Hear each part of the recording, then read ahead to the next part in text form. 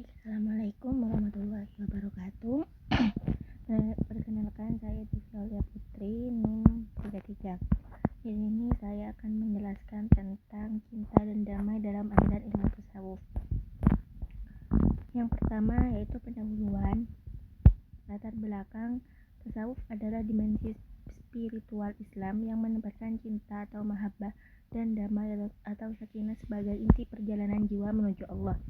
Di era modern yang penuh gejolak, ajaran ini semakin relevan sebagai jawaban atas krisis spiritual manusia. Terkait mahabbah adalah kecenderungan hati yang paling dalam kepada Allah, di mana seseorang hamba lebih mengutamakan keridhoannya di atas segala-galanya. Mahabbah asal katanya yaitu dari habah, cinta mendalam, kasih sayang, keterikatan jiwa kepada Sang Pencipta. Tanda mahabbah sejati yaitu rindu bertemu Allah, rela berkorban, dzikir senantiasa, gembira dengan ketetapannya. Mahabbah timbal balik. Dalam Al-Quran surat Al-Maidah ayat 54, Allah mencintai hamba dan hamba mencintai Allah, yaitu yang disebut dengan mahabbah mutabadalah. Tingkatan mahabbah itu ada 5. Yang pertama yaitu keakraban.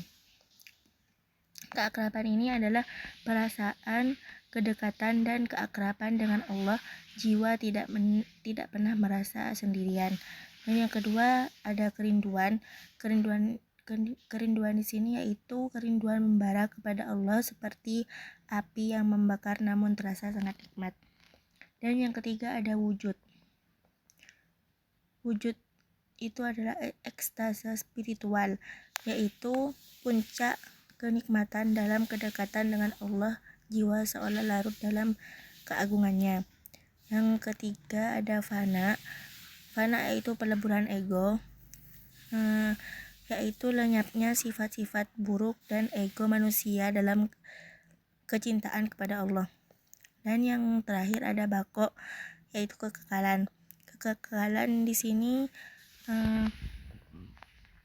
yang dimaksud kekekalan di sini adalah hidup kembali di dunia dengan kesadaran total untuk Allah, puncak perjalanan spiritual. Bako ini adalah puncak perjalanan spiritual. Konsep damai atau sakinah. Konsep damai atau sakinah itu ada 4.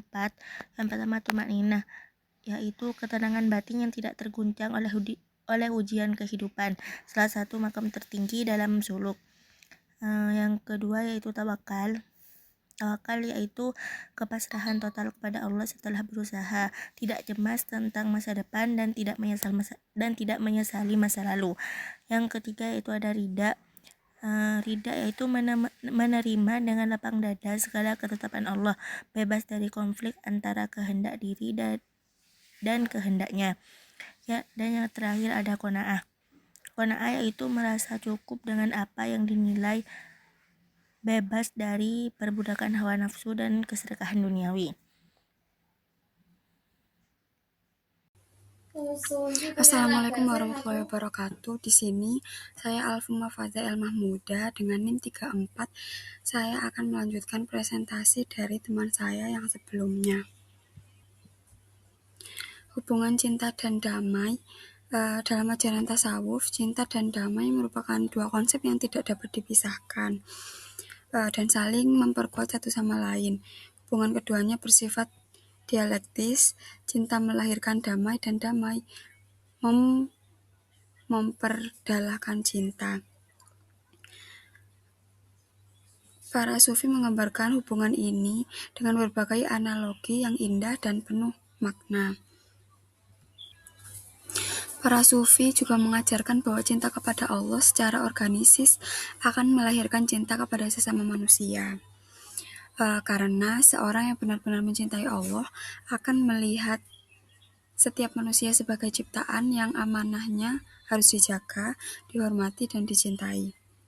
Cinta kepada sesama inilah yang kemudian menjadi pondasi bagi terciptanya kedamaian sosial yang sejati.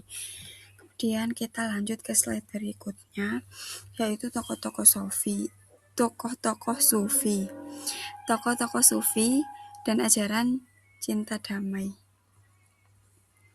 Di sini ada Robi'ah al-Adawiyah, adalah sufi perempuan pertama yang diakui sebagai wali Allah dan ibu para sufi. Dalam keadaan yang sangat miskin dan pernah menjadi budak sebelum dibebaskan, kontribusi terbesar Robi'ah al-Adawiyah ini adalah pemurnian konsep mahabbah dari unsur-unsur pamrih. Dia mengajarkan bahwa cinta kepada Allah harus bebas dari motivasi surga dan ketakutan terhadap mereka.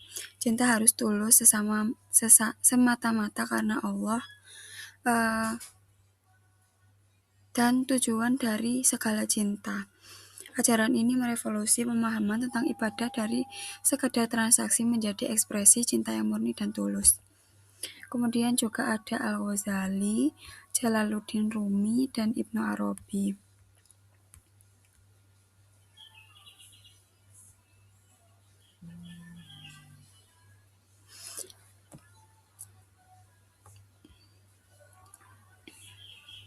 Dengan demikian, setiap atom di dalam alam semesta adalah ekspresi dari cinta ilahi, dan manusia yang paling sempurna adalah yang paling mampu merefleksikan cinta ilahi tersebut dalam dirinya. Kemudian kita lanjut ke slide berikutnya, yaitu menjelaskan tentang relevansi tasawuf di era modern. Nah, di tengah krisis spiritual dan moral yang melanda peradaban modern, ajaran tasawuf tentang cinta dan damai menawarkan alternatif yang sangat relevan dan konstruktif. Beberapa dimensi relevansi tasawuf dalam konteks kontemporer dapat diuraikan sebagai berikut, yaitu pertama, dalam konteks krisis makna hidup, banyak orang modern yang secara material berkecukupan, namun merasakan kekosongan batin yang sangat dalam. Tasawuf mengajarkan bahwa kepenuhan hidup sejati hanya dapat ditemukan dalam hubungan yang bermakna dengan Allah melalui cinta yang tulus. Kedua, dalam konteks penanganan radikalisme dan ekstremisme agama, salah satu akar dari radikalisme adalah pemahaman agama